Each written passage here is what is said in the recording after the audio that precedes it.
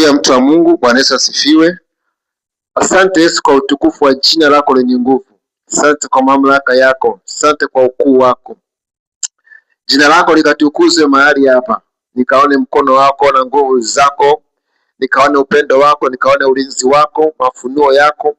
Nikaone ukuu wako na utukufu wako mahali hapa. Damu yako ikanifunike. Kwa jina la Yesu ukaonekane mahali hapa. Ukajidhihirishe kwa viwango vikubwa. Kila mmoja akakuone wewe Yesu, akaone ukuu wako na utukufu wa jina lako na mamlaka yako, akaone upendo wako na uaminifu wako, akaone ulinzi, akaone kibali mbele yangu. Katika jina la Yesu Kristo ukajidhihirishe mahali hapa. Kwa damu ya Yesu ukanifunike, ukanilinde sawa sawa na mapenzi yako. Jina lako likatukuzwe katika ibada hii ya leo. Asante za kujitukuza mahali hapa. Asante Yesu na utukufu wako na nguvu zako mahali hapa. Asante Yesu, kajitukuze kwa viwango vikubwa mahali hapa. Kila mmoja akaone ukuu wako na nguvu yako mahali hapa.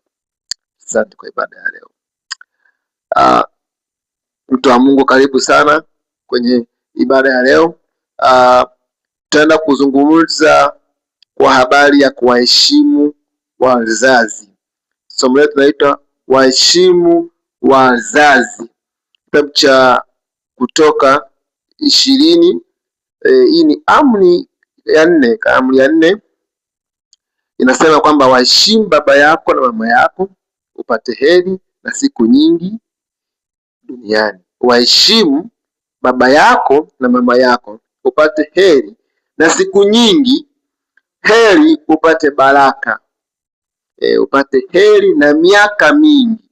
Sasa tunapozungumzia habari ya kuwaheshimu wazazi, hii ni kanuni katika ulimwengu wa roho. Ni kanuni ambayo inafanya kazi katika ulimwengu wa roho.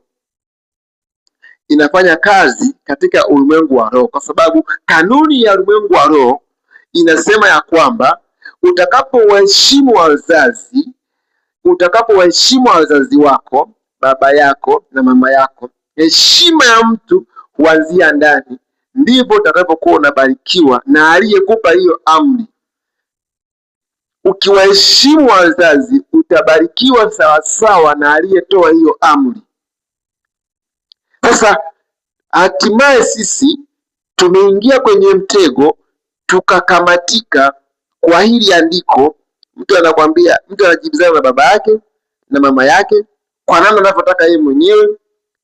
Anasema baba yangu akulisaidia, mama yangu akulisaidia,